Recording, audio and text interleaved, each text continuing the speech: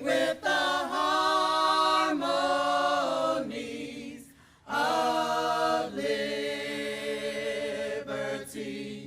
Let our rejoicing rise high as the listening skies. Let it resound loud as the rolling sea. I am Susan Jacobs, Vice President of Human Resources and Administration, and it is my pleasure to present you with our 2021 Martin Luther King Jr. celebration video. To help keep you and your family safe in the current COVID-19 environment, we are celebrating the life and legacy of Dr. Martin Luther King Jr. virtually. Our theme for this year, Together Strong, Life Unites, is very telling of where we are as individuals, a company, and a country. In 2020, we've experienced more challenges than many people would encounter in a lifetime, and yet we endured, demonstrated resilience, and stayed strong, uniting together to continue our mission of building the world's best ships. Thank you for all that you do to demonstrate that same fortitude in creating an environment where everyone has an equal seat at the table. Together we are strong, and united we will accomplish great things. I hope you enjoy the 2021 virtual Martin Luther King Jr. celebration.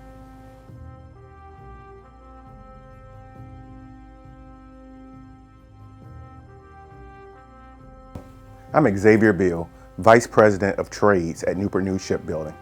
Martin Luther King Jr. Day is a day to celebrate one of the most respected and influential leaders of all time. But this day is about more than recognizing a great man. It is a reminder that together we can change our attitudes, values, beliefs, behaviors toward one another, and create a society where everyone is respected and valued for who they are, not for what they look like, who they love, or how they worship. My favorite quote is one Dr. King said during a sermon in Selma, Alabama on March 8, 1965. He said, "Our lives begin to end the day we become silent about things that matter." Each of us can make a profound difference with the actions we take and the words we say. But we can also have a negative impact if we don't speak up, if we turn a blind eye, if we don't do the right thing.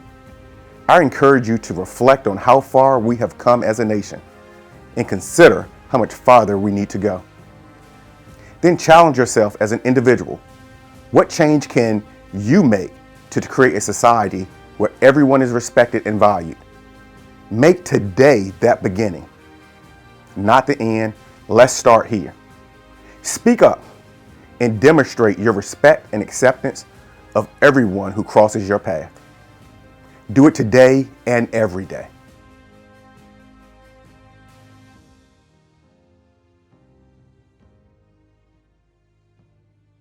My name is Jessica Rosser. I've been here 7 years now. I am a welding supervisor on the 21 Platen, and 3 key things that I think we can do to support our theme, Together Strong, Life Unites, is 1, have humility, meaning just treat everyone like a person, treat every person like a person. Be aware of those unconscious biases that we all have, and learn how to get those under control and accept people for who they are, no matter their cultural difference, sexual orientation, religious background. Just be able to accept those people and to go into a relationship or friendship or work relationship with an open mind and ready to accept people for who they are. Communicate whenever you do feel as if someone may not be open-minded to you, or wherever you feel as if you're being treated wrong or treated differently, or even on the positive, communicate by asking people, what can I do better to support you and to support your background. Especially with me being a supervisor, I have to have that two-way communication for all my people that work for me, whether they're from here or whether they support a specific religion or have a certain cultural background. I like to go into that work relationship asking questions and making sure that two-way communication is provided for them.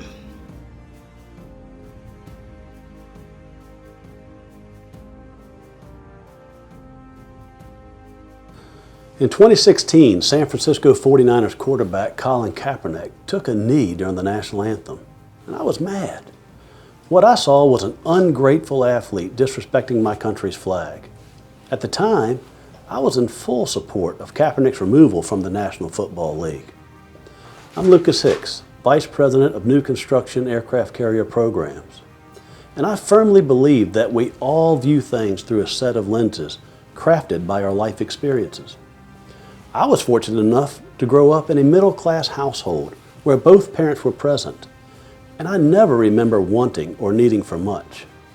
I never faced challenges associated with social or racial injustice. Frankly, I never realized the profound influence our life experiences have on shaping our views. That is until I met and actually listened to Dave Wilkins.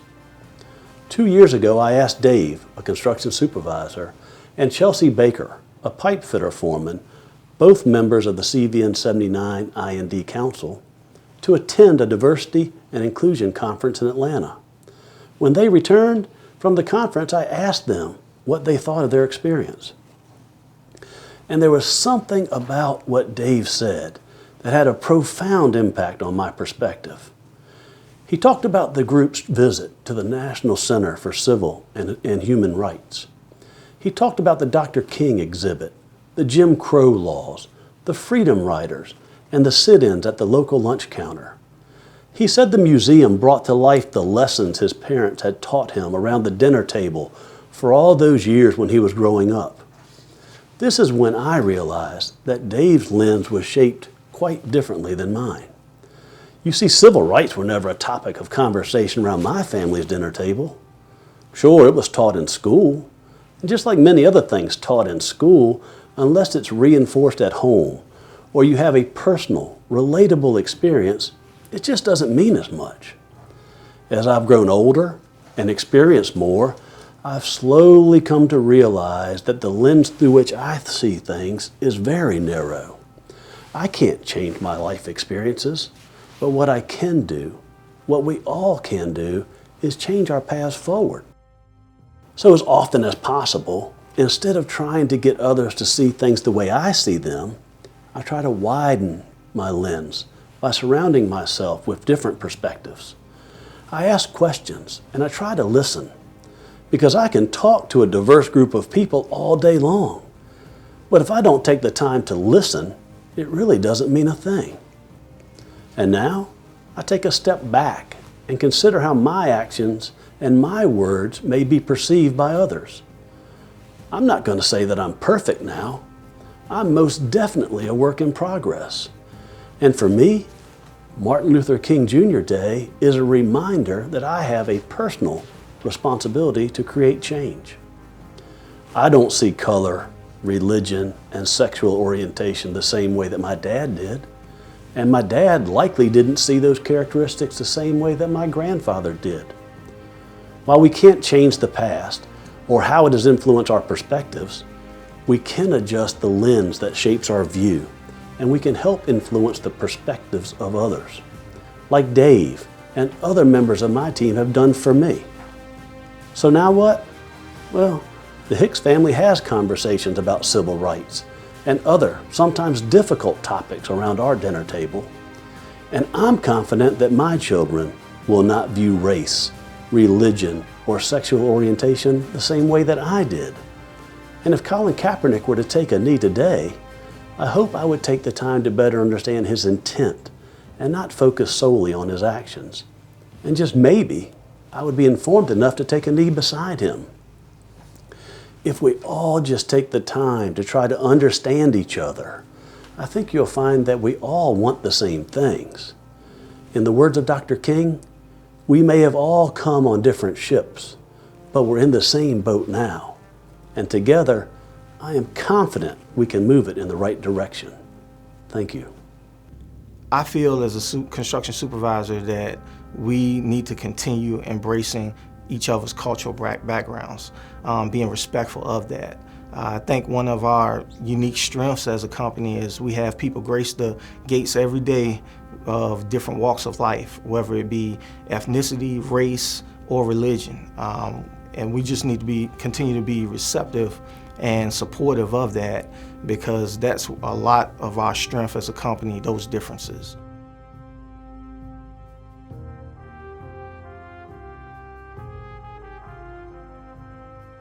members of Newport News Shipbuilding. My name is Charles Spivey. I'm the president of United Steelworkers Local 8888. It's an honor for me to speak here today on the behalf of the 11,000 members of my union, Local 8888 of the United Steelworkers. For us, Dr. King's birthday and the federal holiday in his honor are more than just dates on a calendar. They open up opportunities to reset America's moral compass. Dr. King understood that only social movements like the civil rights movement and the labor movement could create the will and power necessary to bring about peaceful change in America. We saw that will for change courageously displayed on Election Day. Millions of voters risked their health to stand in long lines to cast their ballots for a new day.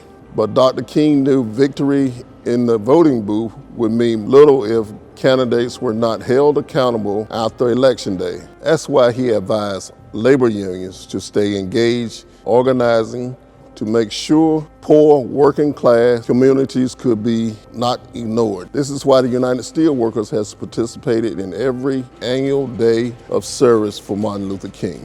Dr. King pursued the beloved community that he gave his life to create. He believed it was already promised in the Declarations of Independence. 2 weeks before his tragic assassination, Dr. King said these prophetic words: "If a man does not have a job or an income, at that moment you deprive him of life. You deprive him of liberty, and you deprive him of a pursuit of happiness." Today, we offer Dr. King what he asked, a relentless commitment to go forward, painful step by painful step, believing that life, liberty, and the pursuit of happiness will ultimately be true for all Americans.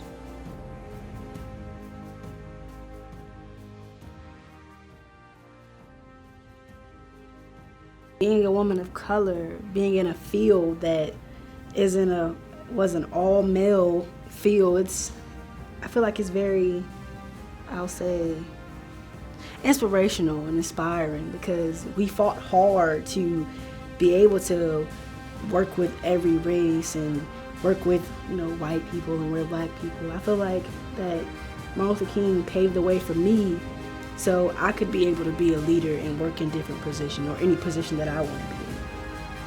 That's how I feel.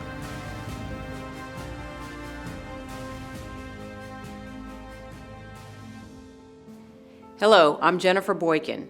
I want to thank the committee who worked through the COVID-19 challenges that prevent us from gathering together today to ensure that this important day is recognized and honored, because it is indeed an important day.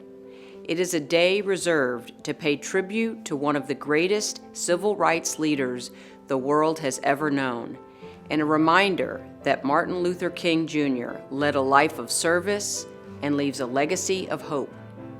Dr. King faced a mountain of challenges in his pursuit for racial equality, and yet his demand for change never wavered. His hope prevailed.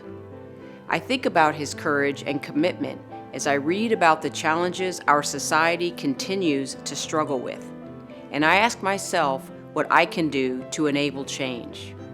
I encourage you to consider your role in making Dr. King's dream a reality, because it will take all of us to transform our culture, both inside and outside of our shipyard gates. It's not the sole responsibility of any one group, of the African American community, or lawmakers and leaders, or the parents who are raising our future generations. It is our collective responsibility. I'm confident that Dr. King would encourage all of us to speak up for ourselves and for each other and unite in our efforts. Because while our impact may feel small, we cannot dismiss its power. Thank you all for everything that you do.